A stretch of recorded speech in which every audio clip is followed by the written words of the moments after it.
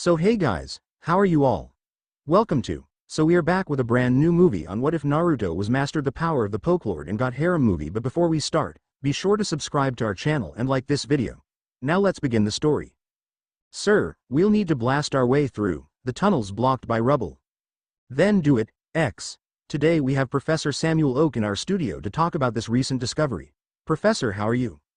Oh, I'm doing great, Amy, he answered, sitting down on the armchair beside hers. He wore khaki pants and a red polo under a white lab coat. His hair was a brownish gray, lighter than his tan skin.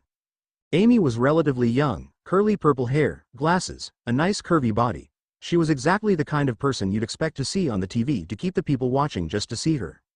Amy cleared her throat. Professor, I understand that you've done some research on this Pokemon Lord before. Why, yes, I have. Could you explain some of this to our viewers, please? Of course, I'd be happy to. The man said, over the years, we've found many old scrolls written in a nearly dead language that described a single being. It described the being as a humanoid creature with the power to flatten mountains or cause tsunamis with the flick of a wrist, he told her. Wait, you said humanoid, so it looks like a human? Yes, a few of those scrolls have drawings in it, and with your permission, I'd like to show them to everyone. X screams echoed all down the cavern walls. Everyone near the entrance stopped what they were doing and turned to see the men and women explorers get thrown from the shadows by huge Pokemon that were soon recognized as Onyx. Oh my god! One exclaimed, running towards the injured group, followed by others to help take them to the medics. X. As you can see, the creature in all the drawings look almost exactly alike, and since these were found all over the world, we find it hard to believe that these were drawn by the same people. Oak said, pointing to a collection of pictures that were on a projector. They all showed the same man-like being in the pictures. It stood on two legs and dressed in clothing from ancient times. It had fangs, claws, cat-like eyes, whiskers on each cheek, and spiky hair that covered the sides of his face and head. Behind him was multiple fury tails, and on top of his head poked out a pair of cute ears. He practically emitted a feeling of peace and harmony. Many of the females in the audience and the ones watching on the TV sighed dreamily at the handsome figure. The scrolls also had a few places in it where it described a time where the being went into a rage and change. I think the pictures. Ah, here it is. The picture changed to show the same man covered by a strange aura, practically changing him to look like a monster. His chest was bare, showing off muscles and scars, even markings that looked like tribal tattoos. Amazing, Amy said. What are his powers? Oak chuckled. Many have asked me that question over the years, and to tell the truth, I don't know the full extent to his power. One of the ancient scrolls that we translated had a few stories telling about a few of his powers, and that's all I know. But it said that he has power over fire, water, air, and earth in their raw forms. Meaning that he could make a river change directions if he wished, or pull water from the air, stop the wind from blowing, keep a fire burning without air, heat, or fuel, or raise walls of earth to block attacks. Amazing, she said again. I agree, Oak stated. I myself have searched for his tomb once. Imagine, if we were to somehow harness his power. Pure water could easily be shipped to anywhere in the world for free. Instead of having to process salt water, all we'd have to do is bottle it. So you believe that he's not dead but just sleeping or something? Amy asked with a small look of confusion. No, a being of such amazing and terrifying power wouldn't fall to time. We have many other Pokemon believed to be hundreds of years old, so I find it hard to see him dying of old age, Oak said with a laugh.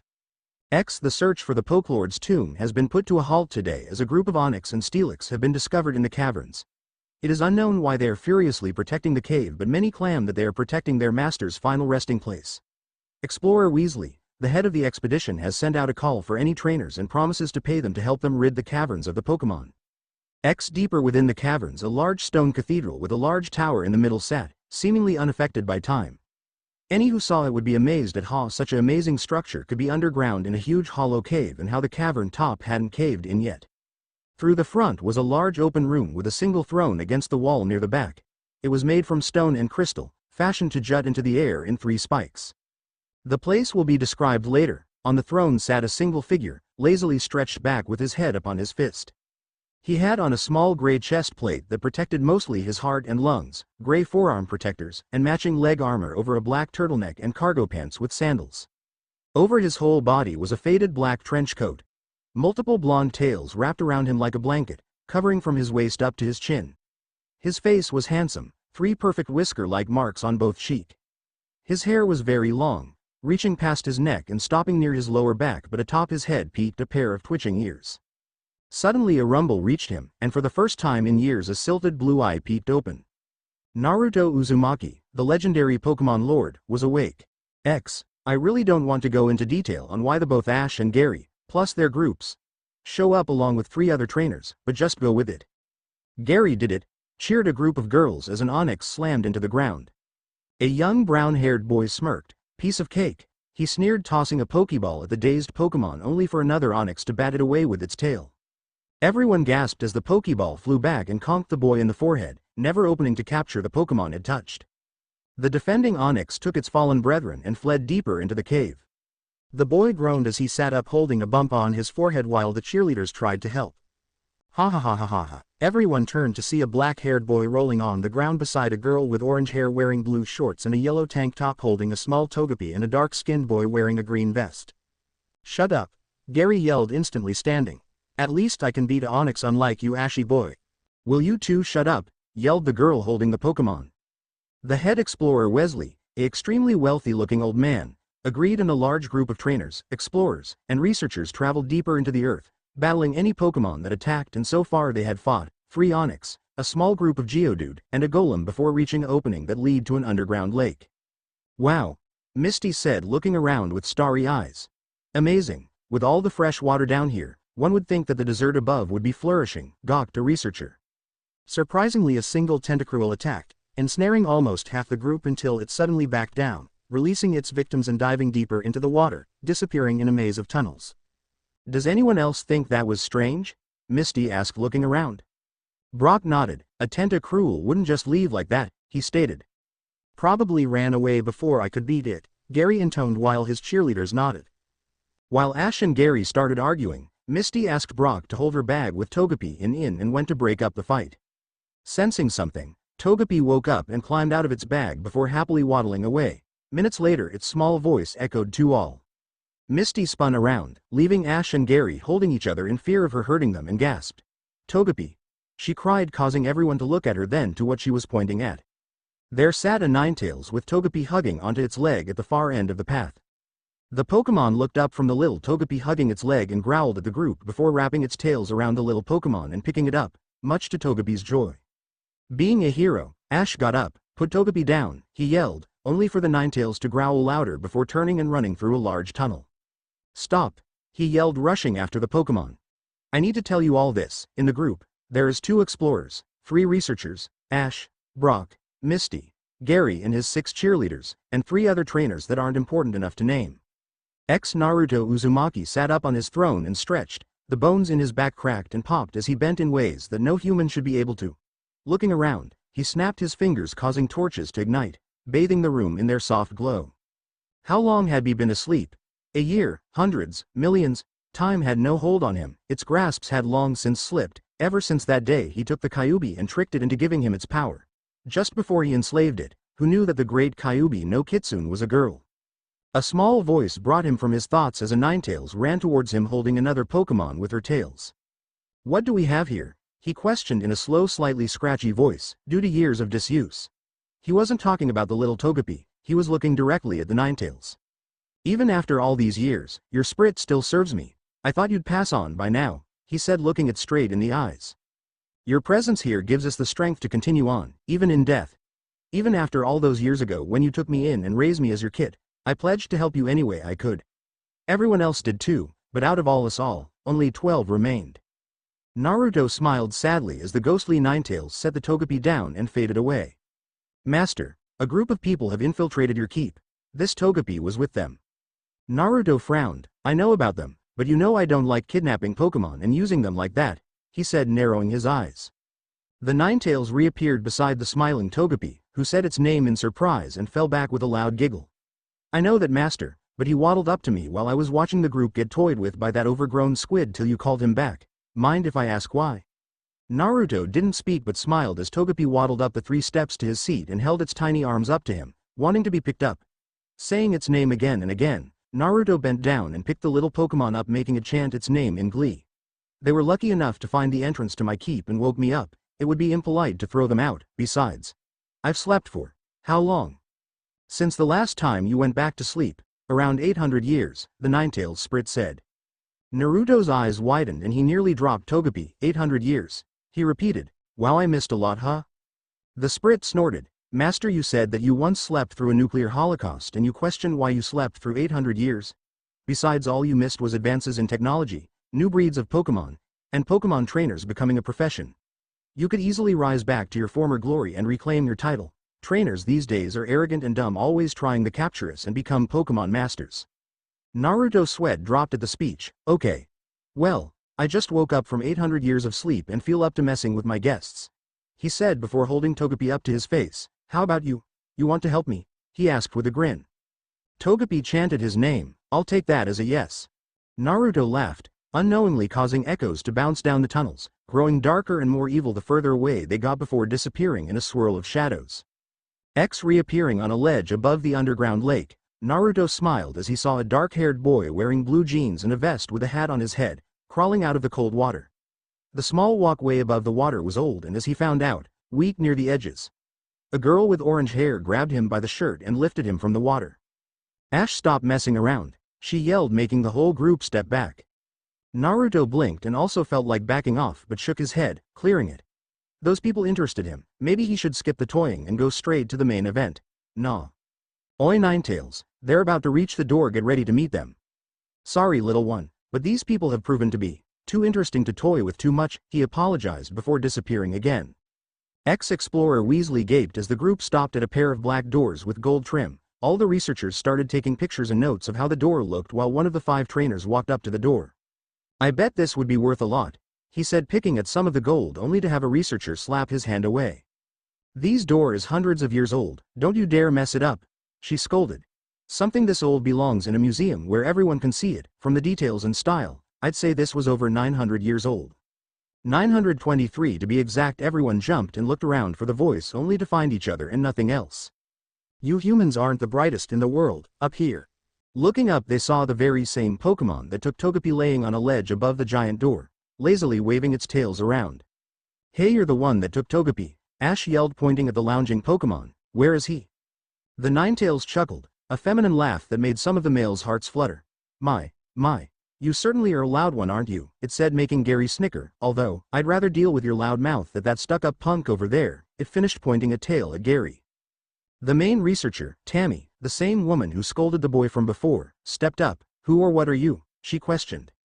Ninetales chuckled again. Well, the best way to describe it would be dead. The whole group paled and took a step back until Gary scoffed. Yeah, right. There's no such thing as Pokemon ghosts haunting a place after they die. He sneered, only to gasp and scream like a girl as Ninetales instantly appeared floating by his face. Oh pooh, I didn't even get to say boo, she intoned with a laugh. Brock gaped. How can you continue living even after death? He asked while the others leaned closer to hear the answer. Let me answer your question with one of my own. Has any of your Pokemon been acting strange lately, maybe refusing to come out of their ball or fighting reluctantly? Ninetales asked. Ash took out a Pokeball and looked at it. Yeah, Pikachu went into his ball just as soon as we stepped in. He hates being in that.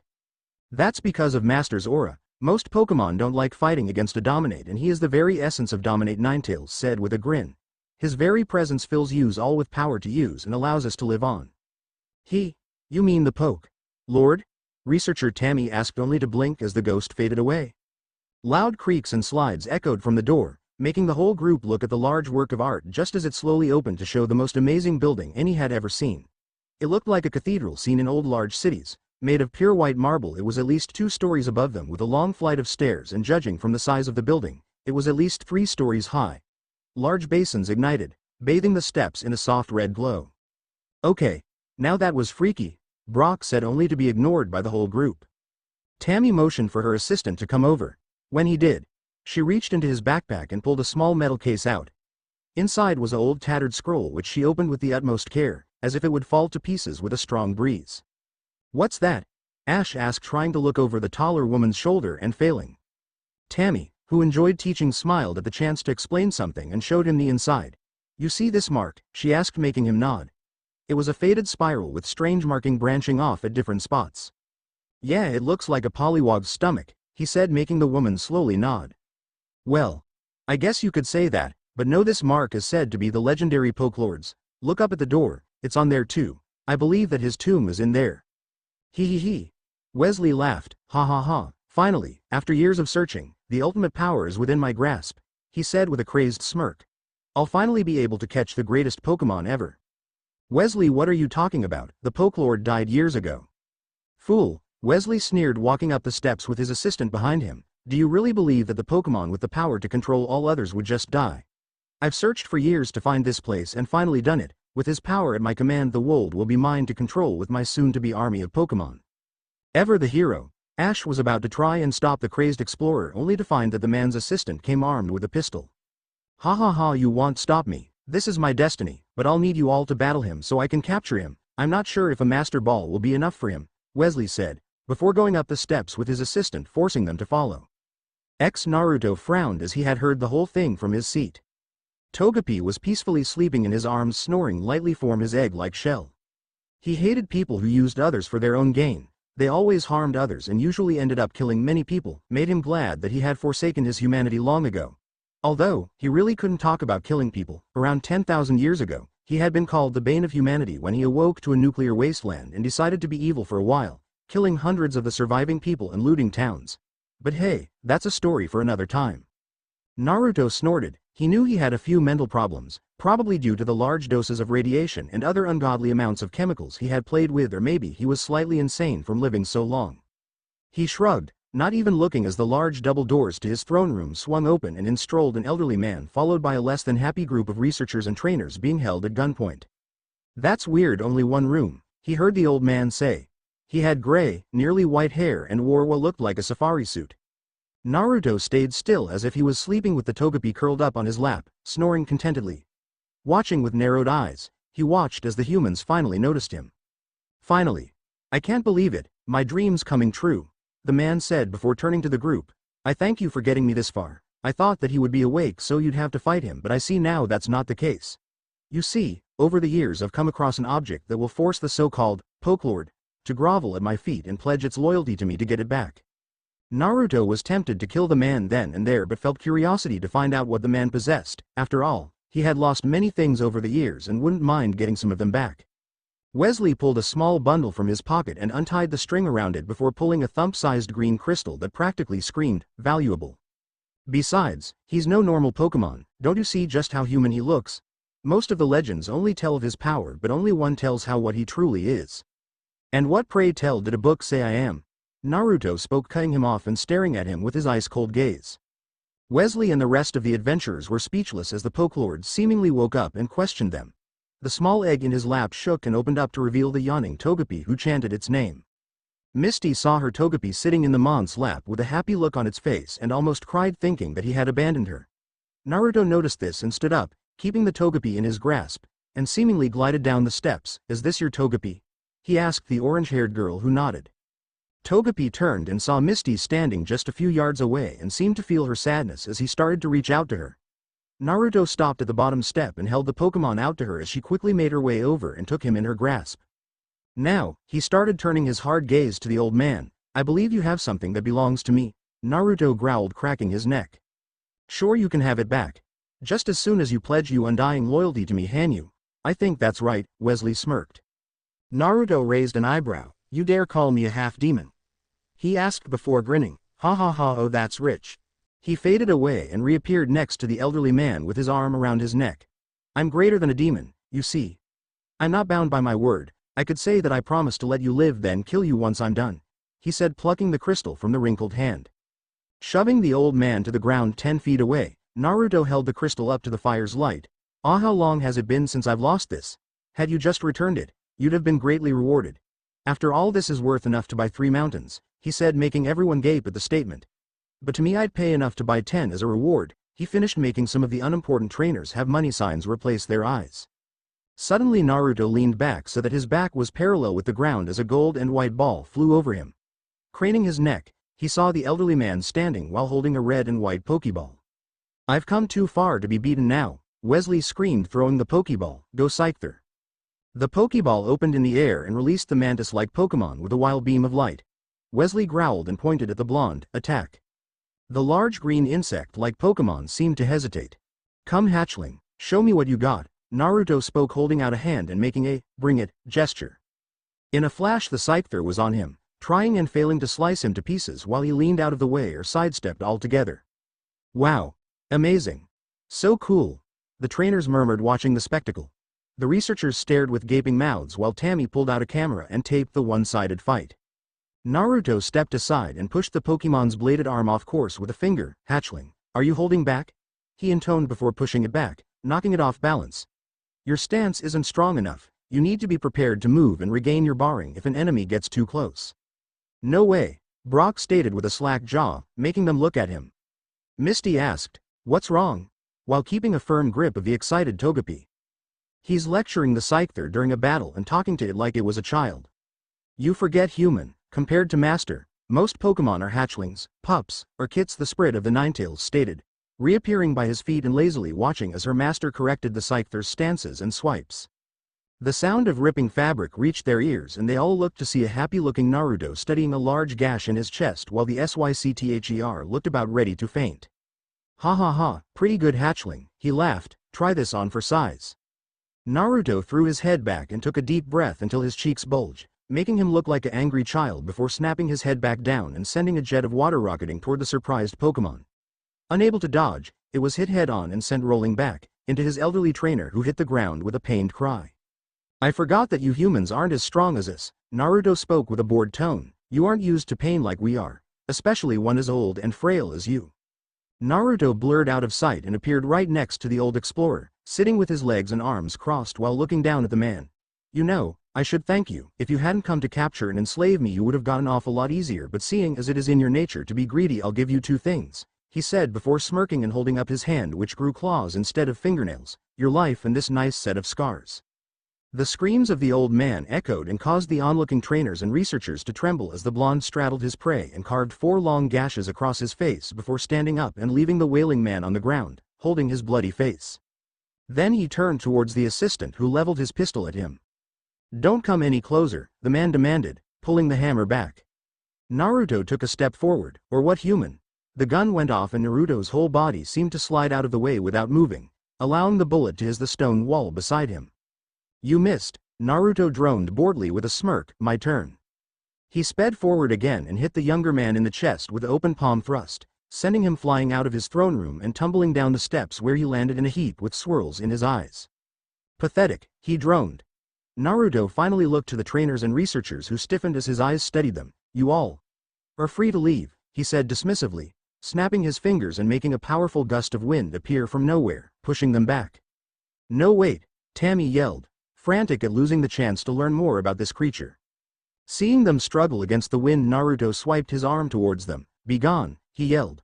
Almost instantly, the gale doubled then tripled in power, picking up the explorers, researchers, cheerleaders, and trainers and sending them all safely down the tunnels where they were deposited in a pile surrounded by destroyed excavation equipment and research tents. They all stood up slowly. Wow, Brock said, looking at the destruction. This is obviously the work those Onyx. They must have waited until we were deep in the cave and appeared, destroying everything and scaring the others away, the nameless researcher said. Quickly, Tammy yelled, I must speak with. She stopped as she turned towards the cave entrance only to stop. There was no entrance. Hell, half of the stone wall was gone, replaced by loose soil. No.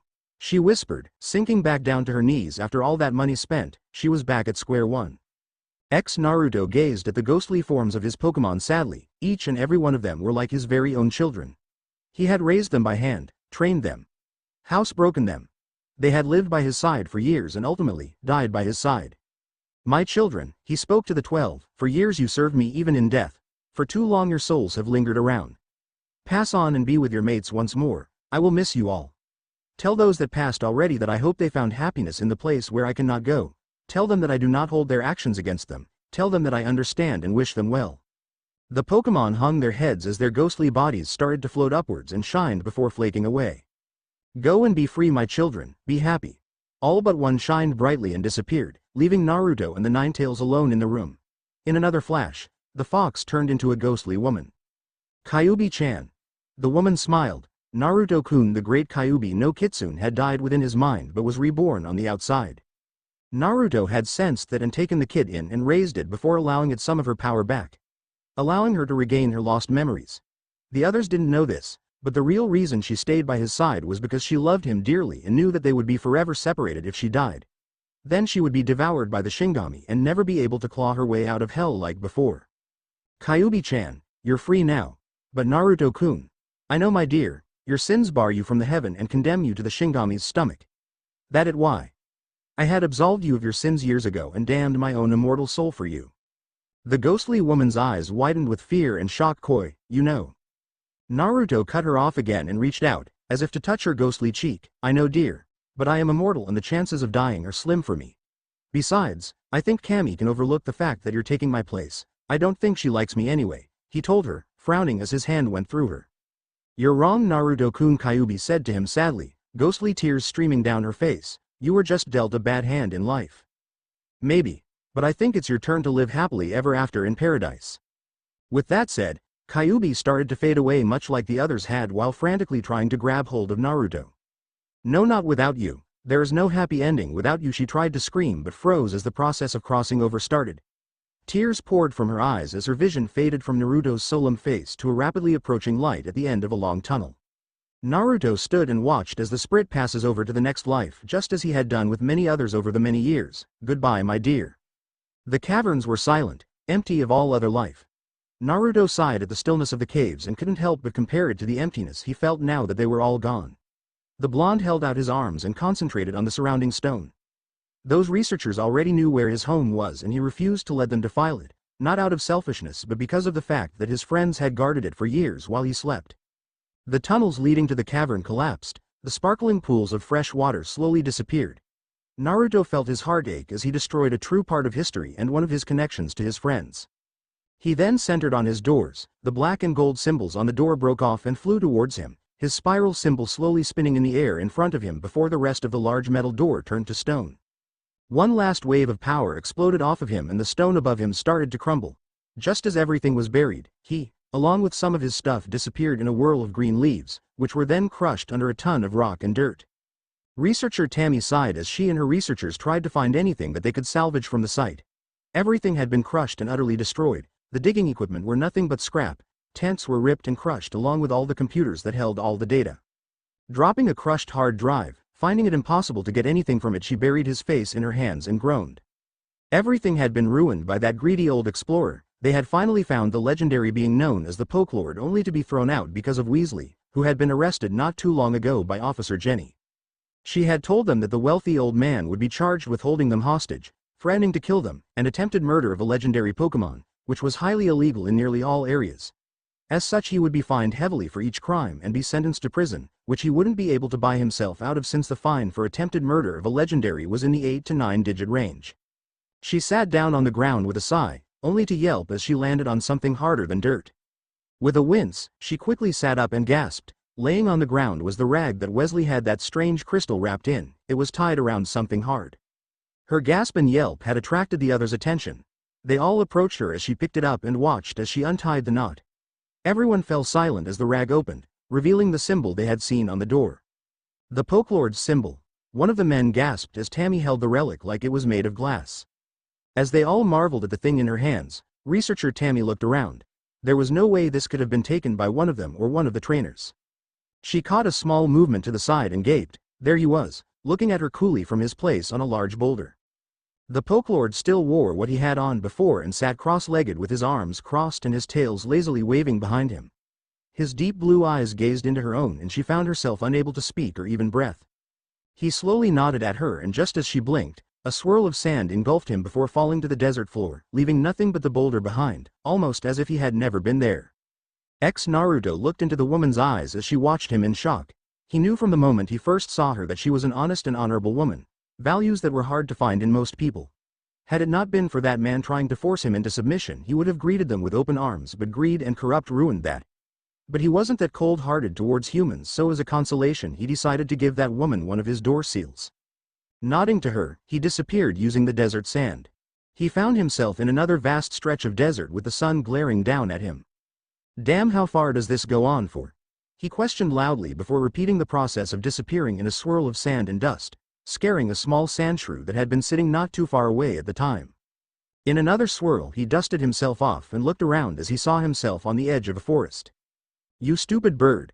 Naruto heard the yell and then a loud squawk quickly after. Walking through the trees and other foliage he came upon what he suspected was a trainer, who by the looks of it needed a personal trainer and to cut down on the snacks. At his feet is a 1-foot-tall bird which he recognized as a Pidgey. Its wing was obviously broken by the way it flapped only one and hopped around of the ground in pain. "You can't do anything, you worthless thing," the fat trainer growled while trying to kick the injured Pokemon. "Why did I get stuck with such a useless thing like you?" Naruto growled at the way he treated the Pidgey. Years ago when a human became a Pokemon trainer they bonded and became partners, friends even. Later someone developed Pokeballs to capture wild Pokemon that attacked anyone that came into its territory, but soon things escalated to the point where people would capture them to fight each other. Some old clans even used them to fight wars to avoid losing members of their family.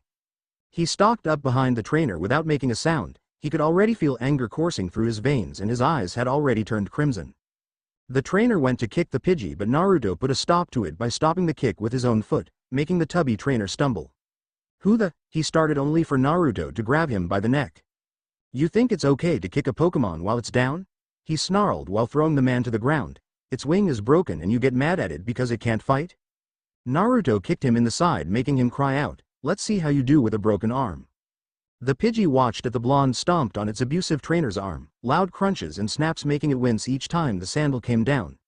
It hopped to the side, careful not to move its wing too much to get a better view.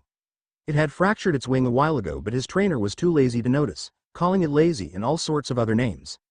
To tell the truth, it was glad to see the fat bastard get hurt. After a few more kicks, Naruto stomped on his face and knocked the man out. "And now, let's see how you do on your own," he growled while going through his stuff, taking anything he found that might be useful, including the guy's whole backpack before turning on the small Pokemon. "Hey there, hatchling," he said while walking over and crouching down in front of it. The Pidgey chirped its name a few times, which Naruto understood clearly. "I see. Well, don't worry, hatchling, he will never hurt you again," he said, shocking the Pidgey, who had never known a human that could understand a Pokemon's language. "Hold on, let me fix that wing." Naruto slowly took the damaged wing in his hand which then glowed a soft green color. A second passed and the pain in its wing disappeared. The Pidgey pulled its wing away and chirped a few times before moving its wing around then flapping to get airborne. Naruto watched the young Pidgey fly around the clearing, swooping around in trees and under branches with grace and speed before returning to him and chirping at him happily, ruffling its feathers and hopping around in joy. "Who am I?" Naruto repeated as the Pidgey chirped at him. "I'm Uzumaki Naruto, better known as the Pokelord." The Pidgey stopped hopping around and looked at him in awe, making him laugh lightly as it said for him to prove it. Naruto took a few steps back and closed his eyes, which had returned to their normal color after breaking the guy's arm. He opened them to reveal a pair of crimson eyes then arched his back as he was covered in a red haze of pure power. Pidgey hopped back as the blonde was covered in a shroud of red energy that started getting larger. Soon a roar ripped through the forest, scaring away any nearby Pokemon and the Pidgey stared in awe at the creature before it. It was a large crimson fox with 9 tails, a bit large than a horse. This was Naruto's second form, a crimson ninetails. In this form, Naruto was a lot more powerful but he really didn't use it. His fur was soft but he could make them harden and turn to spikes as a defense against being bound by anything. He could also use his tails to attack unlike when he was in his normal form, using them to pick up things or smack anything that got close. X in the air above a mountain, a pink cat-like Pokemon with large feet, big blue eyes, small pointed ears and a long skinny tail stopped flying around and started looking around when it felt the strange power. But before it could lock onto the signature it rapidly faded away like it had never been there. It rubbed its head with its tiny hands in confusion. "Mew. X. Sir, we've picked up a large energy spike. Sensors indicate that it came from the region of Ore. I'll alert Mr. Giovanni." Naruto in his animal form started to shrink, his tails merging until only one was left and he was only a foot tall. He looked like a red Eevee. He laughed at the Pidgey's odd look then closed his eyes before his whole body started to glow red again and returned to his human form. The Pidgey bowed to him, its beak nearly touching the ground. "Stand, hatchling, you don't need to bow," he told it with a laugh, "but what I need is directions to a town as well as a partner." The Pidgey looked shocked and couldn't believe what he was hearing. The Pokelord wanted her as his partner. Naruto smiled as the Pidgey flapped her wings and landed on his shoulder, chirping her name over and over in excitement. This just in. The search for the legendary Pokelord's tomb was brought to a screeching halt as the team was thrown out of the underground caverns by the Pokelord itself. Reports say that explorer Wesley, who funded the search, tried to capture the legendary Pokemon only to be defeated when the Pokelord awoke. After being beaten and scared for life, his assistant tried to murder the Pokemon, which is a highly illegal crime. Head researcher Tammy Price caught the battle all on tape. If you have any children watching, I must warn you, some of this is graphic. After the battle, the Pokelord banished the group from the cave and destroyed the entrance on the side of the mountain along with half of the mountain itself. Tammy Price admitted to seeing the same Pokemon not too long after that and even came to possess a piece of priceless history from it. She told us that he left it there for them to find and even nodded to her to take it when they looked at each other. Could it be that we now have another legendary Pokemon amongst us? This is Action News and we'll be bringing you more news when it surfaces. Naruto and his new partner Pidgey walked into the town and looked around. It looked extremely different from the surrounding region of Or. It was a town built around and in large trees that just radiated peacefulness and harmony with nature. He had changed his looks not long before entering the village. Pidgey had told him that she had heard about news stations doing whatever they could to find pictures and information on him even before he had truly awakened. So, with a little kitsune power, he hid his tails and whiskers, dulled his sapphire eyes and gave himself some black highlights. He also sealed his armor away. After all, not too many people walk around wearing relics like ninja armor. "Why hello young'un," an elderly old man said, walking over with the aid of a cane. "It's nice to see a trainer with such a close bond to his Pokemon. You know, back in my day, for a trainer to walk around with a Pokemon on his shoulder usually meant that he was a veteran, openly showing what type of Pokemon he used to give others a chance to prepare, making it a challenge for himself." Naruto cocked his head to the side. "It also shows that you consider them more than just a Pokemon, shows that you trust each other and see yourself as their partner, not their trainer or master." The old man smiled and nodded. "Spoken like a true Pokemon master. Welcome to Agate Village." Naruto shook the man's hand when it was offered. "It's a real nice place, seems very close to nature." The old man nodded. "Yes, it is. It may be a bit out of the way, but you won't find a more relaxing place to stay in this region." "I can see why," the blonde stated while looking at a waterfall in the distance. "Say you got a place where I can get some supplies here?"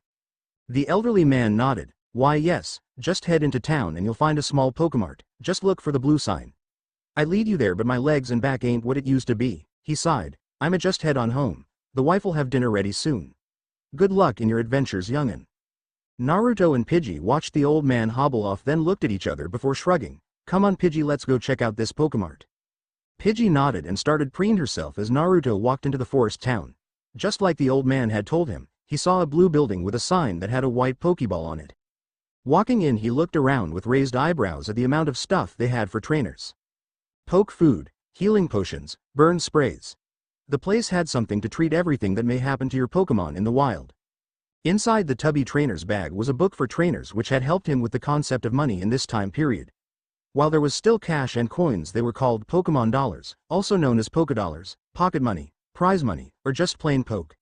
Trainers usually had an easier time because any money they win in battle was electronic, their Pokédex keeping track of it for them. The Pokédex he had found inside the bag was simple to use, but unless he got himself registered as a trainer he wouldn't be able to do much. So it was basically a wallet right now. He could use while little money was in it, but after that it would be useless. "Can I help you, sir?" a young man behind the counter asked as he walked up. Naruto nodded. "Yeah, give me some food for my Pidgey and a map," he said, thinking of how much easier it would be if he actually knew where he was going. The young man nodded and pulled a folded-up map from a small box and then opened a sliding door behind him to get a bag that was decorated with random flying Pokemon. "That'll be 800p, he said while Naruto offered him the Pokédex. He scanned it into the computer and nodded. "Thank you, sir, have a nice day." Naruto nodded back and took the two items, stuffing the map in his trench coat and idly opening the plastic bag on his way out. Inside there were a lot of small seed-like pellets that were made of some soft, unknown substance. He took out a few of them and sat down on the bench outside the Pokemart. "Here you go, girl," he said while offering them to the Pidgey, who hopped down to his leg and ate them out of his hand.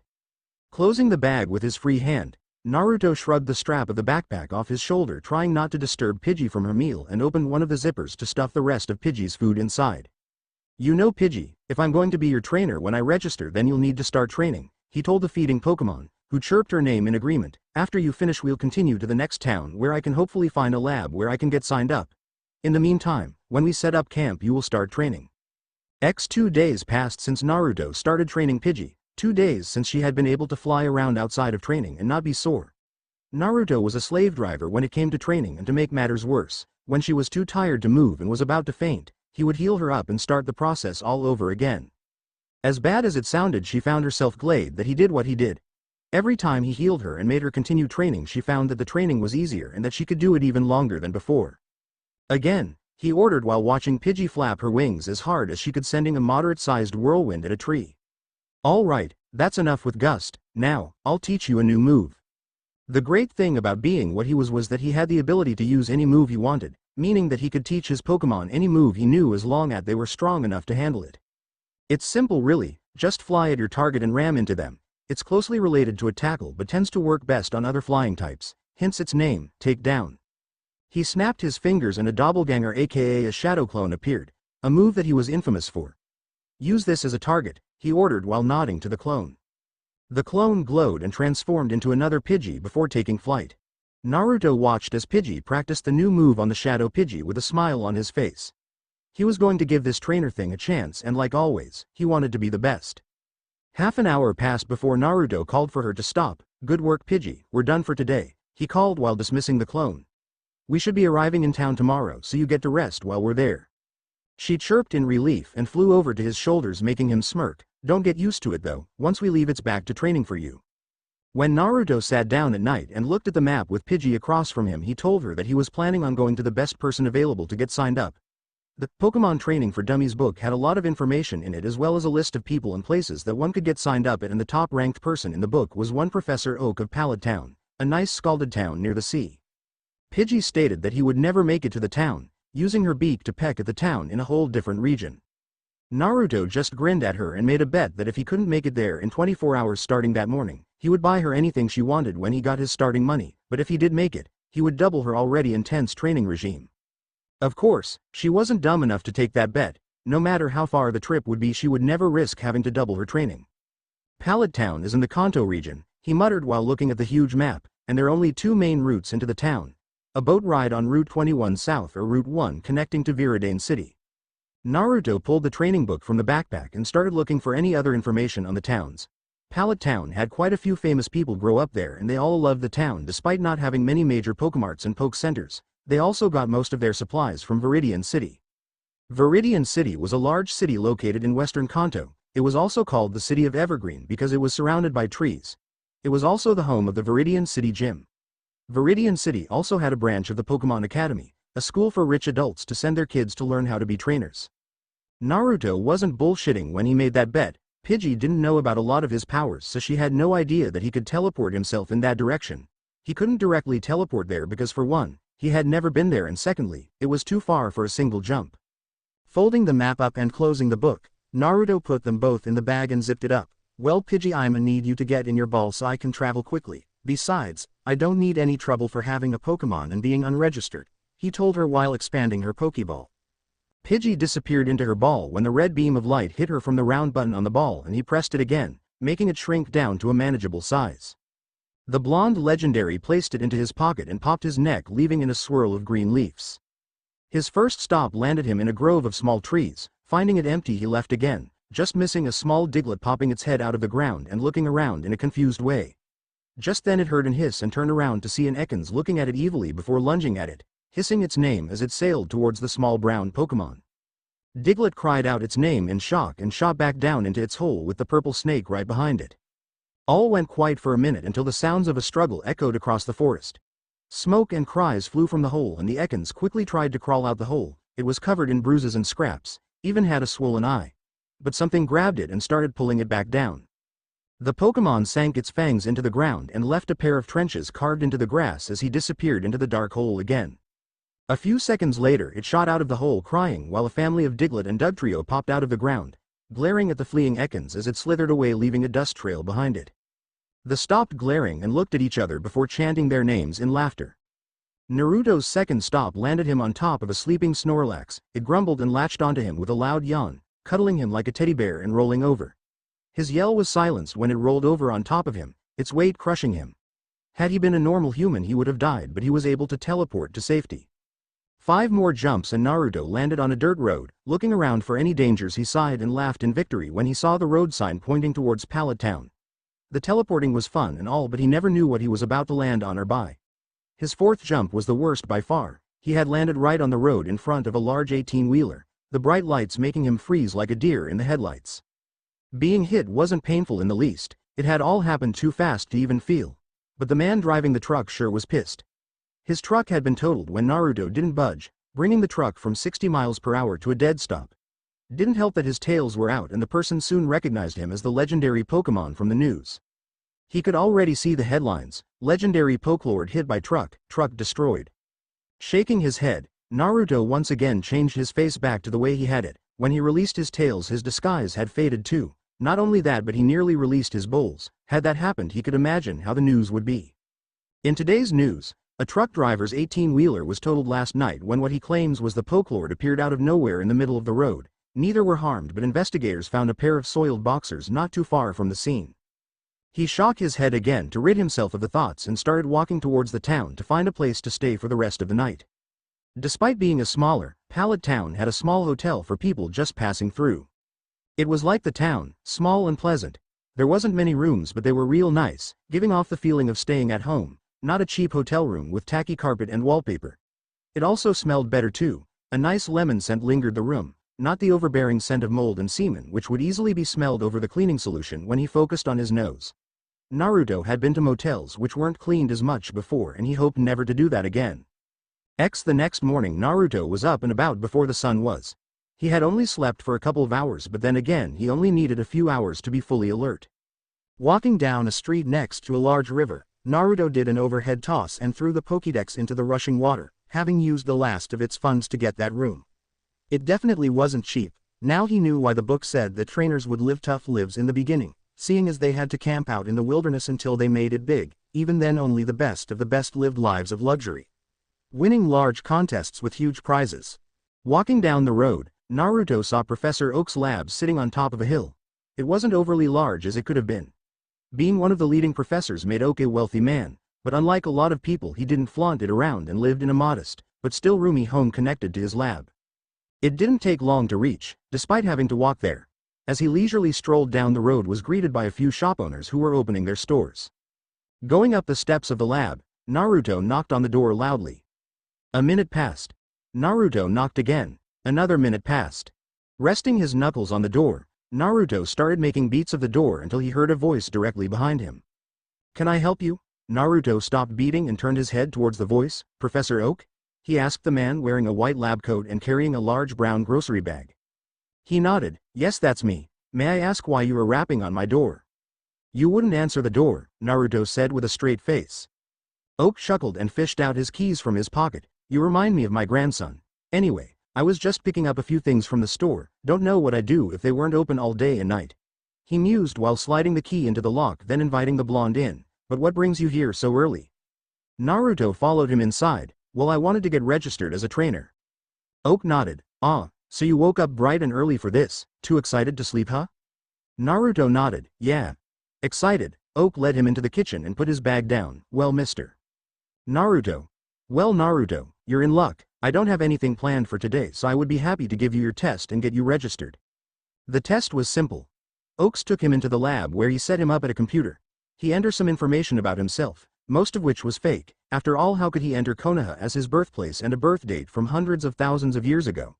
The test part was to see what he knew about Pokemon, whether or not he knew how to care for them, what their weakness was, and considering who and what he was. "Oh my!" the professor exclaimed. "I've never seen such a high score before." Naruto shrugged. "How in the world did you know about Onyx having a weak spot in the center of its back? We've only just discovered that." Naruto smirked inwardly. "I know things."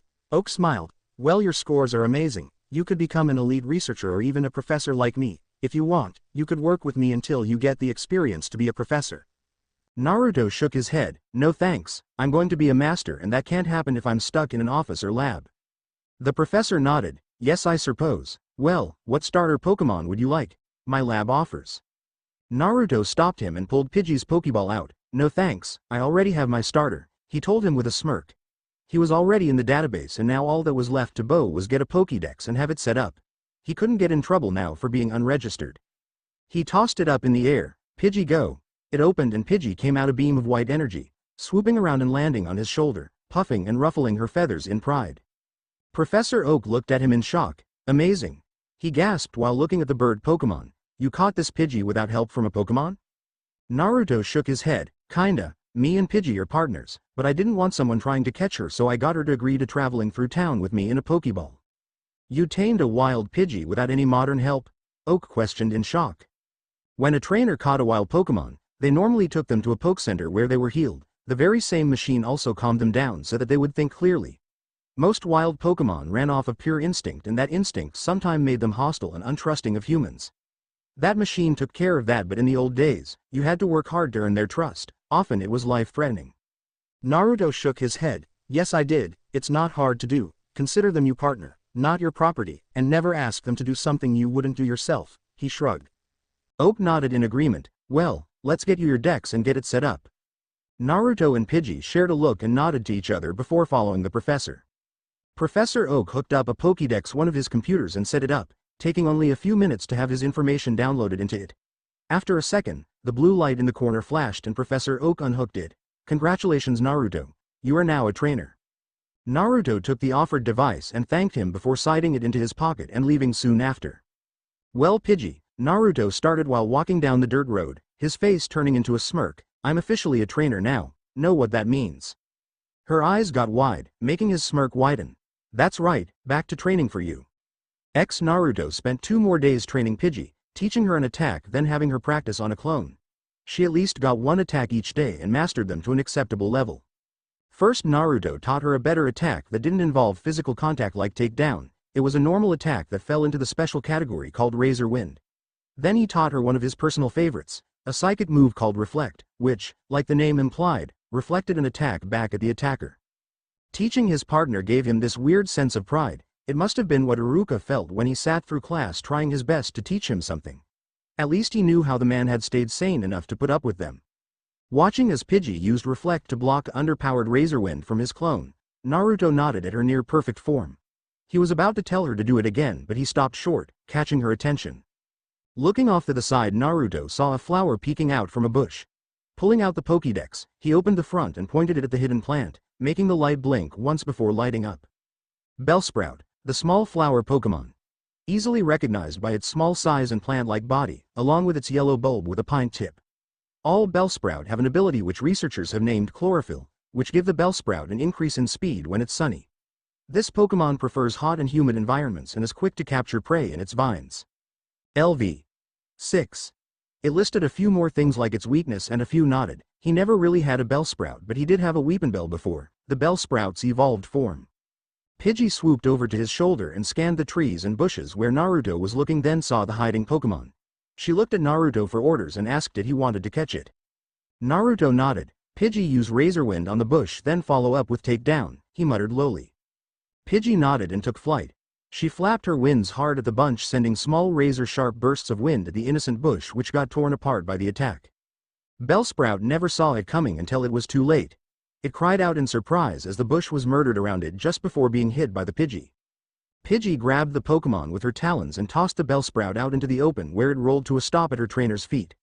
It sat up, the 2 leaves on each side of its body rubbing the sides of its head while muttering part of its name. Naruto looked at the Bellsprout and grabbed an extra Pokeball from his coat pocket. He pressed the button to expand it and held it over the dazed Pokemon's head and dropped it. It conked the little Pokemon on the head before flying up in the air and opening, engulfing it in a white beam of light and pulling it in. The Pokeball fell to the ground and shuddered once, the front button glowing dimly. Naruto watched and picked it up just as it stopped moving. Wow, that was surprisingly simple, he said to Pidgey while tossing it up and catching it. Good job, by the way. I think we're almost ready to start changing gym leaders. Pidgey puffed up at his praise. I think that's enough for today, he muttered. Well, walk to the next town and train Bellsprout a little before really getting into any big battles. Pidgey flew up to his shoulder and trilled in agreement. Naruto whistled while he walked down the road towards his next destination, Pewter City. As it turns out, the Viridane City gym was closed for some unknown reason. Not that it was a problem, he could always return when it opened again. It had been a couple of days since he caught his second Pokemon and then revealed himself as the Pokelord, which awed the little Pokemon. Speaking of Bellsprout, he and Pidgey were at odds over the prime real estate that was his shoulder. He would often carry one on each side and catch them leaning around his head to glare at each other. Both were very attached to him despite the small amount of time they spent together. Pidgey seemed to have a slight crush on him, while the young Bellsprout had a hero worship going on, both of which made the two want him to themselves. Speaking of which, Would you two stop it? He deadpanned, coming to a dead stop. Both were standing on his shoulders, Pidgey's wings wrapped around his head along with Bellsprout's leaves, blocking his view completely while they glared at each other menacingly. Calm down or you're both going back into your Pokeballs. The blonde threatened, making them turn and sit on his shoulders like nothing had happened. Giving them both a stern look out the corner of his eyes, he continued walking towards Pewter City, enjoying the warm sunlight from the midday sun. Pidgey trilled and nudged him with her wing. Huh? He asked, looking over at her. She pointed up with her wing while talking to him. Naruto looked up in the air. What's up in the sky? He scanned the blue, nearly cloudless sky and saw a small star. What the? It's way too early to be seeing stars, he murmured to himself. It's getting bigger too. Is that screaming? Pidgey and Bellsprout looked at each other and scrambled to get off his shoulders. Naruto felt them move and looked at them both in confusion. What's wrong? He started only to yelp as something landed on top of him, sending his to the dirt path with X'd-out eyes. On top of him were a pile of 5 burnt and smoking bodies. The first 3 were Pokemon. The first being a Ekans with swirly eyes limply laying over a round purple meteor-looking Pokemon with a white skull and crossbones symbol under its mouth. It moaned out its name like all Pokemon did, saying, coughing, lowly in its dazed state. Beside it laid a cat-like Pokemon with a gold piece between its ears, one of the most known Pokemon due to its name Meowth, which it would often be confused as a meow, making it a popular Pokemon with cat lovers. The last 2 were human, probably their trainers. The first was a man, who had his face in the dirt. He had long purple hair that covered his ears and wore a white uniform with a big red R on the front with black boots and gloves, as well as a black shirt that could be seen under his white top, which stopped just below the belly button. The second was a woman with very long pinkish purple hair, blue eyes and round green earrings. She had on a similar outfit, but her shirt was cut off below her breasts with a sports bra shirt underneath. She also wore a white skirt with long black boots going up to her mid-thigh with matching gloves that covered her whole arm. Unlike her partner, her face wasn't flat against the ground, nor was her impact as rough. She slowly opened her eyes and found her chin resting against a head of soft blonde hair with a few black highlights here and there. She also felt something pressed firmly between her breasts and quickly sat up to see a dazed man laying there. She blushed at his handsome features and quickly struggled to stand, throwing her partner and the Pokemon off of her with impressive strength. Naruto groaned and opened his eyes. Okay. That stung a little, he muttered, looking around to see what hit him. Spotting the blushing woman, Naruto got to his feet and brushed himself off, ideally checking the woman out as he did, taking in her curves and figure. It had been years since he had been with a woman, the last being his love Kyuubi, rocking the cathedral in many kinky ways, and his other Pokemon blush and vacate the area because of their lewd behavior. Rutting for hours in their human and beast forms, their moans and other vulgar sounds echoing down the corridors. He knew that even if Kyuubi was still around, she wouldn't have objected to him sleeping around, as they had often brought other girls into the relationship to have raunchy threesomes just for the hell of it. Putting on his best foxy grin, Naruto rubbed his eyes. Damn, this is a first. I've never such an angel fall from the sky before, he told her while stepping closer. The R on your shirt must stand for radiant, for I have never seen such beauty in this life. May I know the name of this gem? The girl's face turned bright red from his compliments. She almost didn't hear him ask her for her name and slowly answered, Jessie. Naruto got close to her and breathed in her scent, making her blush reach whole new levels. Such a wonderful name for such an angelic woman. I'm Naruto. Off to the side, Pidgey and Bellsprout watched in shock as Naruto put the moves of this strange woman who literally just fell from the sky, seemingly uncaring that the woman's partners were still out cold in the ground not far away. Pidgey was slightly hostile towards the other girl. While she could never really be with the Pokelord, she didn't want anything getting between them. Inside her mind, she started thinking of ways to get rid of her, like using razor wind to cut off all her hair, then gust to blow her away. Bellsprout, however, was still very young to a Pokemon's standards. While he wasn't old enough to really understand the concept of mating and where Pokemon eggs came from, he was happy to see the Pidgey get angry. While he was also a bit put off that he wasn't spending time with his idol and learning cool new moves, the fact that Pidgey, his arch-rival, was getting annoyed and mad made up for it. Pidgey glared at Bellsprout as it laughed at her before turning to glare at the woman. In today's news, a series of startling discoveries have left scientists baffled. For regular viewers, you already know of the awakening of the legendary Pokelord, who is now somewhere in the world. But new information has been found about this Pokemon as well as another related Pokemon. With researcher Tammy's recovery of the Pokelord's seal, other researchers have found multiple books and scrolls bearing the strange symbol. The researcher and her team have started working with the esteemed Professor Oak, who spoke with us not long ago and stated that there have been multiple books found, but they had never been able to see the full seal of the Pokelord, only that it had the swirl in the center. With this discovery, they say that any trainer who visits a Poke Center or lab can ask to have their Pokédex undated with the latest information on the Pokelord. Ash and his friends walked out of the Poke Center after getting the aspiring trainer's Pokemon healed. It hadn't been long since he battled Team Rocket, once again sending them flying through the air after being hit by a thunderbolt from Pikachu. But at the same time, the little electric rodent had gotten hit by Ekans' poison sting, and Ash wanted to make sure he was okay. So after Nurse Joy gave him a clean bill of health, and brushed off Brock's pledge of love like all her other sisters had, she informed them of the new information on the Pokelord and that she could update their decks. Being the enthusiast he was, Ash quickly asked her to download it onto his decks, holding it out to her in a flash. He had been interested in the mysterious legendary ever since he heard the stories from that researcher lady. After all, anything that dealt with strong Pokemon interested him, especially the legendaries. He wasn't interested in capturing and using them or anything, he only wanted to know more about the fascinating beings. He didn't even make it a few feet out of the door before he hastily opened the device, almost like a child with a new toy who wanted to play with it as soon as he could. The other two crowded the Pokédex while he scrolled towards the new entry and selected it, making the blue light turn on. The screen turned to a pair of pictures, the first being one of the humanoid pictures supplied from Professor Oak of the feral and angry Pokemon. The second was an old painting of a large bloody red fox laying on the ground in a forest with a smaller white Ninetales curled up beside him while small fox kits played around them. Name: Pokelord, the Lord of Pokemon type. Normal. Researchers aren't completely sure of this and suspect that he can change types or has them all. Element: all strong versus all weak versus unknown, evolved from unknown. Evolves to unknown. The Pokelord is one of the most known legendary Pokemon while also being the most secretive. Recent findings have revealed that the Pokelord has a beast form in the shape of a massive red fox. Texts state that he favors powerful ranged attacks by breathing out massive energy beams similar to charged attacks that highly trained plant types use.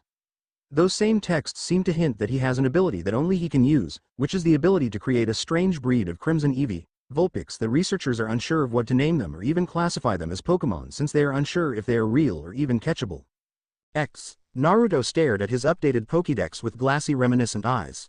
He had just arrived in Viridane City a few hours ago with Jessie and her unconscious partners in tow. They first stopped at a local doctor's office and dropped the man, whom he later learned was James, off to get checked out while she took their Pokemon to the Poke Center to be healed. While this was happening, Naruto got his Pokédex updated and looked at the information they had on him only to stop at the old painting of him. Any ideas of sleeping with the woman were shredded at the sight of that painting, and he bid her farewell before renting a room in the center, which they rented out to trainers whose Pokemon couldn't be quickly healed by the machine. Pidgey and Bellsprout released themselves from their respective Pokeballs and stood off to the side, watching as their master and friend quietly stared at the picture with a tear falling from his eye. He stared hard at the white Ninetales curled up beside him, her tails intertwined with his own. This wasn't just some artist rendering of what they thought he looked at. This was an actual portrait from years ago that he took with Kyubi. Those kits running around were actually her summons, or more like her children, seeing as they called her Ka-chan. The painter that he allowed to paint the picture was probably one of the only humans he ever had a real connection to.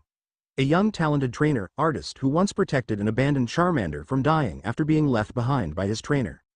From what he had learned was that his trainer had told him to stay put in a clearing and not to move, that he would be back soon to get him. But as the small orange fire type sat there for hours and hours, he was suddenly attacked by a group of territorial bird-type Pokemon for being in their territory. After being beaten up, the Charmander still didn't leave and suffered for a couple days, unable to eat and nearly dying from starvation. Then a huge rainstorm came up and the Charmander curled up in a protective ball trying to keep the small flame on the tip of his tail going, because if it went out, he would die. Then a large leaf covered him and the Charmander found himself under a huge leaf from a tree, keeping nearly every drop of rain off of him. The human had came across him and out of the kindness in his heart, decided to help the poor Pokemon, which later became one of the trainer's Pokemon. Naruto had heard one of his partners telling the story and decided to thank the young man for helping the Pokemon. That was just the beginning of the trainer's raise to fame. As a reward, Naruto helped train the trainer and his Pokemon until he was ready to become a Pokemon master, which he soon did with Naruto's aid. Then, at the trainer's request, allowed him to paint a picture of him and his maid Kyubi, who also wanted some of her kits in as well. This picture brought back so many memories, good ones of his time with his lovely vixen. Naruto slowly closed the Pokédex, the cover making a soft pop as it clipped into place. Laying back, Naruto sighed and dropped the device onto the bedside table and pulled the pillow down under his head, just as he felt a weight on his chest. He looked down and saw Pidgey perched there looking at him with concern in her eyes before something curled around his arm. Naruto gave a small smile at the pair, for once they were working together on something, even if it was to try and make him feel better. Bellsprout wrapped its leaf-like arms around his arm like a child would its parent, muttering its name absently in worry. "It's nothing for you to worry about," he told them softly, using his free arm to wipe the moisture from his face, "just remembering my past." He trailed off and lay there a minute, uncaring of the fact that they were wasting daylight. The sudden emotional strain seemed to have drained him of his energy, an amazing feat considering his vast amounts of near-infinite stamina. So slowly he fell asleep, just a few hours past midday with his two Pokémon slowly following suit.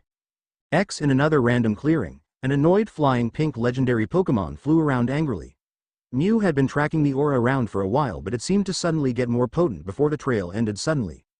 She realized that the sudden stop could only mean one thing, that the owner of the aura had teleported, something that she herself could do when she needed to, usually if she had to get somewhere quickly. But she didn't use it much and opted to fly around in psychic bubble or just glide around for the fun of it. She huffed at the literal dead end and crossed her tiny arms in annoyance, her long skinny tail waving around angrily like a cat's. This was definitely a setback for her.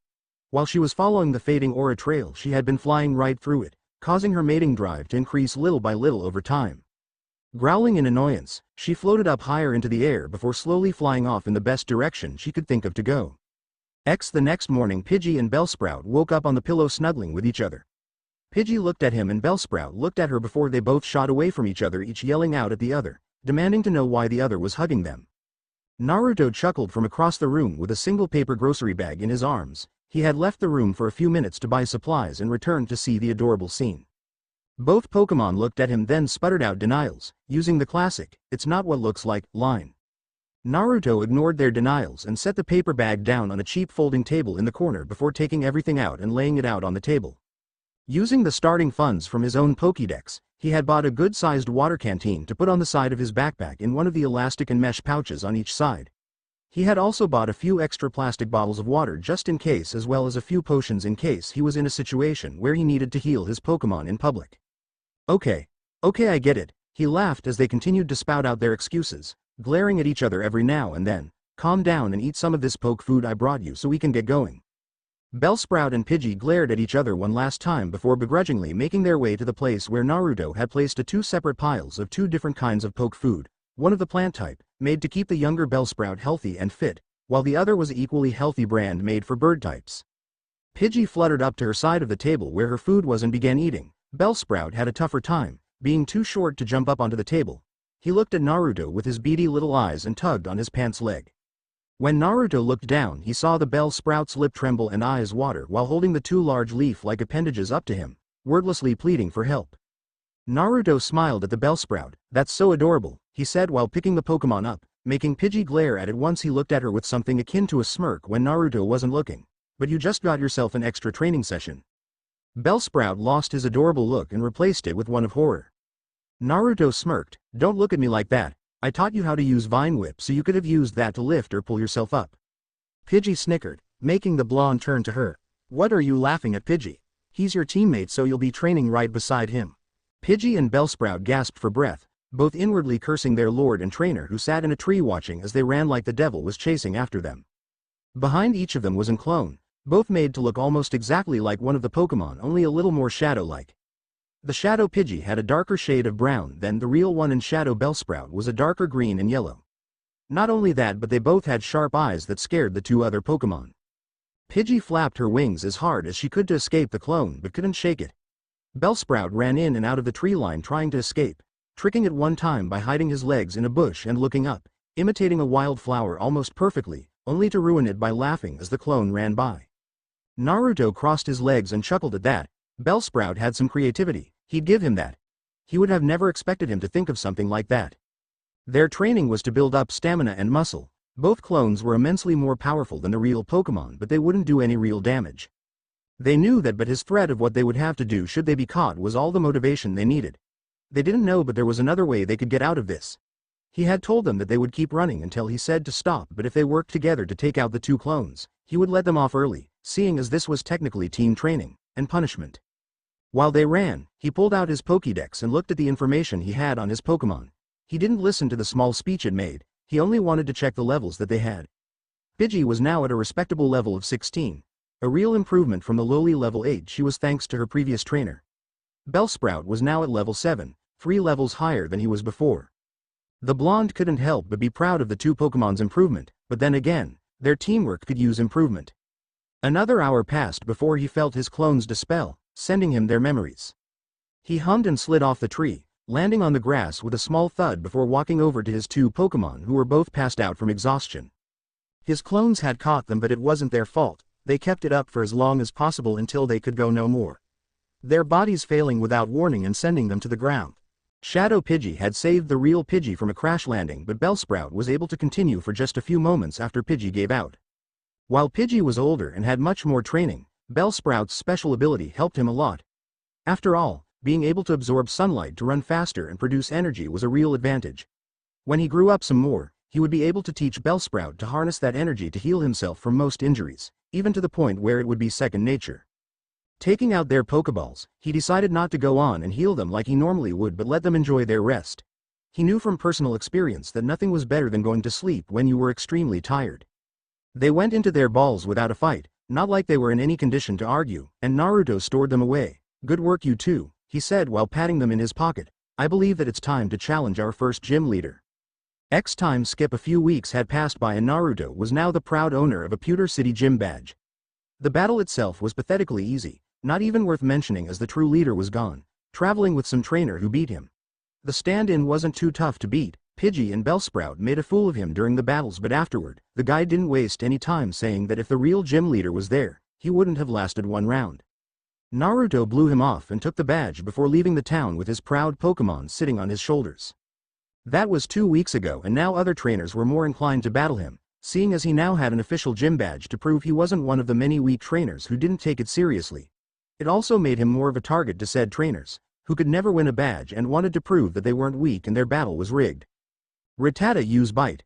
Naruto shook his head and watched as one of said trainers ordered his Pokemon, a large purple rat with a set of large front teeth and a curled tail. It jumped towards Bellsprout with a hiss, who nimbly dodged around the larger Pokemon. This trainer was obviously dim, no wonder he couldn't win a battle seeing as he was always using Bite. "Bellsprout, use Vine Whip," the blonde called in a bored tone. The Rattata squeaked as the smaller plant Pokemon smacked him in the side with a vine growing from one of his leaf-like appendages, then was hit again by another from its other leaf. The Pokemon fell to the ground after a few hits to the head from Bellsprout, causing its trainer to groan and recall him. Bellsprout ran over to Naruto, leaping around and full of excitement at winning another battle. Naruto laughed and picked him up. "You did real good, I'm proud of you," he said while placing him on his shoulder and checking his Pokédex, which flashed, telling him that he had revived the normal pay for winning a battle between trainers. When trainers battled, their Pokédex automatically sensed it, and when one lost, it took an amount of their money from their account and sent it to the winner. This ensured that trainers would have at least a small amount of income to live off of. Turning and walking away from the brooding trainer, Naruto continued his travels towards his next gym battle in a town called Cerulean City. And once again, that bookie had proved to be extremely useful. The Cerulean City gym was basically a water-type gym, just like Pewter was a rock-type, and like the previous gym, Naruto had no doubts that it somehow gave the gym leader some kind of advantage. After all, Pewter City Gym's battleground was a large open area with boulders in different areas, giving their rock types a slight environmental as well as the home court advantage. As such, Naruto gave serious thought to finding himself another partner, a water type to be exact. He could see why people would choose to be a one-type trainer, usually because of their environment, like living on a beach or in a forest. It really didn't give you much of a choice in what you could find and capture to train. Although, there were a few others who wanted to prove something, like to be the best whatever type trainer. But Naruto wasn't like that. He only had one thing, and that was to be the best, and as such, he would have at least one of every type so that he would be ready for any type of battle that he didn't have to fight personally. But where to find a good water type? He asked himself that question for a few good minutes, then stopped, nearly throwing Bellsprout, who had been idly swinging his feet while daydreaming, off of his shoulder with a small yelp. He looked at Bellsprout with a smirk. "How good can you swim?" Bellsprout looked at him in confusion, which only served to make the blonde smirk harder. "To the ocean." Bellsprout questioned him nervously. Not exactly. Naruto winced as Bellsprout screamed in fear and used Vine Whip to tie himself to the blonde's head, nearly choking him in the process. Oh, calm down, Bellsprout. What's a little water? He asked, looking around him in all directions. He laughed as the young Pokemon yelled at him. I told you we were going to the ocean, didn't say anything about being on the beach, Naruto said while standing in the middle of the open sea and kicking the water with his sandal. Bellsprout chattered at him again. Well, if you really don't want to, you can go back into U-Ball. After Bellsprout was safely stored away with Pidgey, who had been sleeping through this whole ordeal, Naruto looked around again and hummed, trying to think of a way to attract a water Pokemon. Once again an idea hit him and he suffered a quick flashback. Naruto laid in the forest by a river in his beast form, watching as Kyuubi captured each kit one by one and cleaned them like a mother would. It was an adorable sight to see, especially when she had them all in a cage made from stone and would use her tails to reach in and grab one, causing the captured kits to scream and try their best to escape their bath. He chuckled as one or two called for him to help when they were caught, then glared at him for laughing once Kyuubi released the freshly groomed kit, its hair slick from their Ka-san's cleaning. He was so amused that he never noticed one of the more playful and sneaky ones carefully dip the tip of his tail into the water, just enough so that he wouldn't notice it until Naruto's eyes widened and he jumped high into the air with a scream, sailing over Kyuubi and her kits as well as the tops of a few trees. Kyuubi saw this and giggled as she saw a large orange fish attached to her mate's tail. Naruto landed with a roll and slung the tail like a whip, sending the offending Pokemon flying through the air while it screamed, Magikarp, before landing in the river with a splash, wetting a few of the kits standing nearby. He never did find out which one had done that to him, but knowing how cute Kyuubi thought it was, he wouldn't have been able to do anything about it. Letting one of his tails out, Naruto stuck the tip into the water and waited. And waited. And waited. Too bad no one had told him that most of the Pokemon in the open ocean these days were a lot larger than a simple Magikarp. His eyes widened as something grabbed his tail and yanked him underwater with a curse. The light faded as he was dragged deeper into the water and seemed to be consumed in a dark white abyss. He struggled slightly against something smooth as it wrapped around him tightly and squeezed. The attacking Pokemon felt its body warming up. Looking at its prey, its eyes widened as it found a pair of sharp glowing red eyes looking directly into its. The water around started to bubble and suddenly, it screamed out and was thrown away by a bright red blast of energy. Naruto hissed underwater at the Pokemon and propelled himself towards it. While he needed air to live, he could hold his breath for around 5 to 10 minutes, depending if he was struggling or not, plenty of time to beat the shit out of whatever just attacked him. Grabbing its tail, he yanked it back towards him until he was able to reach its neck and strangle it. Both stubbled underwater for a few good minutes, Naruto with his arms wrapped tightly around the Pokemon and the Pokemon wrapping its body around him again, trying to constrict him again. By the time it went limp, Naruto was blue in the face and quickly swimming to the surface where he broke the water and gasped for breath. Coughing up some water, he waded the water for a minute and wiped his face with his hand. Phew, what a rush! He yelled just as a blue serpent-like body floated up beside him. Looks like I found my water Pokemon. Grabbing the unconscious Pokemon, Naruto pulled himself out of the water, using chakra to keep himself up. The Pokemon was larger than his others. While Pidgey and Bellsprout were small, this one looked like a large blue snake with small light blue wings on each side of its head. Holding it up out of the water by its tail, Naruto roughly estimated it to be around 6 feet long and pretty light considering its size and strength. He already knew how strong it was physically, as it had been able to pull him underwater when he had been standing over the water, which took quite a bit of power to do. The water under him swirled and engulfed him, teleporting him and the Pokemon back to dry land. Reappearing in a dense forest with a whirl of leaves, Naruto gently placed the Pokemon on the forest floor as it slowly came around, the strange feeling of teleporting causing it to slowly regain its senses. It raised its head and looked around before seeing him standing not too far away. Naruto looked at its large eyes and found them to be somewhat cute. It tensed up. I wouldn't do that if I were you, Naruto said lowly, his eyes flashing crimson. The Pokemon growled something and tensed up even more. I assure you that this is no trick, he said while looking at it, and the reason why I brought you here is simple. Naruto pulled an extra Pokeball from his soggy coat pocket. I need a partner like you, a strong water type. I already know just how powerful you are physically. It spoke louder this time, its voice a soft angelic tone, sometimes speaking its name. Well, Dratini, a good reason to work with me is that I can teach you more than any other trainer ever could. It muttered something, making Naruto sweat drop. I see. He deadpanned. Well, I'll accept your deal, but I got to ask, you don't seem too surprised that I can understand you. Why is that? It looked at him lazily and simply stated, "Too troublesome." Naruto blinked with wide eyes. He looked into its eyes and it looked into his. "I have a perfect nickname for you. Shikamaru." Its eyes narrowed and it hissed at him harshly. "I take that back then, I didn't know you were a girl." Dratini's large eyes narrowed even more and she lunged at him in a fury, screaming at him about not knowing she was a girl. Naruto leapt back and tried to use his tail to catch her, but she got around it, forcing him to reveal the other aide to try and stop her.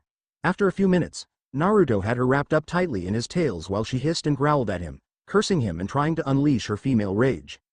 She suddenly stopped and looked at what was holding her. 1, 2, 9 tails.